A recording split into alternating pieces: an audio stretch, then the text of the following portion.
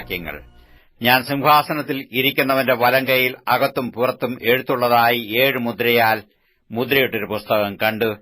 ആ പുസ്തകം തുറപ്പാനും അതിന്റെ മുദ്ര പൊട്ടിപ്പാനും യോഗ്യൻ ആരുള്ളൂ എന്നു അത്യുച്ചത്തിൽ ഘോഷിക്കുന്ന ശക്തനായ ഒരു ദൂതനെയും കണ്ടു.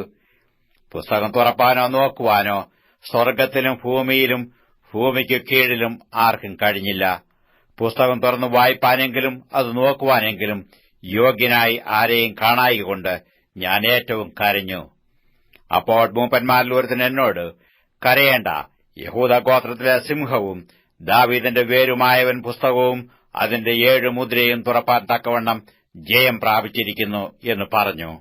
ഞാൻ സിംഹാസനത്തിന്റെയും 4 ജീവികളുടെയും നടുവിലും മൂപ്പന്മാരുടെ മധ്യത്തിലും ഒരു കുഞ്ഞാട് അറുക്കപ്പെട്ടതുപോലെ നിൽക്കുന്നത് കണ്ടു.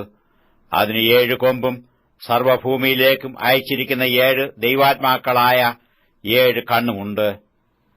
അവൻ വന്ന് സിംഹാസനത്തിൽ ഇരിക്കുന്നവന്റെ വലങ്കയിൽ നിന്ന് പുസ്തകം വാങ്ങിയപ്പോൾ 4 ജീവികളും 24 മൂപ്പന്മാരും ഓരോരുത്തൻ വീണയും വിശുദ്ധന്മാരുടെ പ്രാർത്ഥനയും എന്ന ധൂപവർഗ്ഗം നിറഞ്ഞ പൊൻകലശവും പിടിച്ചുകൊണ്ട് കുഞ്ഞാടിന്റെ മുമ്പാകെ വീണു.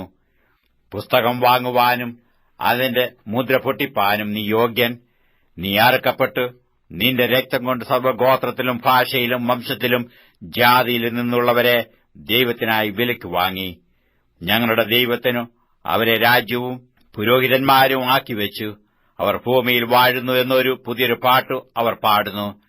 പിന്നെ ഞാൻ ദർശനത്തിൽ സിംഹാസനത്തിന്റെയും ജീവികളുടെയും മൂപ്പന്മാരുടെയും ചുറ്റിലും ഏറിയ ദൂതന്മാരുടെ ശബ്ദം കേട്ടു. അവരുടെ എണ്ണം 10,000 10,000-ഉം 1,000,000-ഉം ആയിരുന്നു. അവർ അത്യുച്ചത്തിൽ അറുക്കപ്പെട്ട കുഞ്ഞാട് ശക്തിയും ധനവും ജ്ഞാനവും ബലവും ബഹുമാനവും മഹത്വവും സ്തോത്രവും ലഭിപ്പാൻ യോഗ്യനെന്ന് പറഞ്ഞു. സ്വർഗ്ഗത്തിലും ഭൂമിയിലും ഭൂമിക്ക് കീഴിലും സമുദ്രത്തിലുമുള്ള സകല സൃഷ്ടിയും അവയിലുള്ളതൊക്കെയും സിംഹാസനത്തിൽ ഇരിക്കുന്നവനും കുഞ്ഞാടിനും സ്തോത്രവും ബഹുമാനവും മഹത്വവും ബലവും എന്നേക്കും ഉണ്ടാകട്ടെ എന്ന് പറയുന്നത് ഞാൻ കേട്ടു. 4 ജീവികളും ആമേൻ എന്ന് പറഞ്ഞു. മൂപ്പന്മാർ വീണ് നമസ്കരിച്ചു.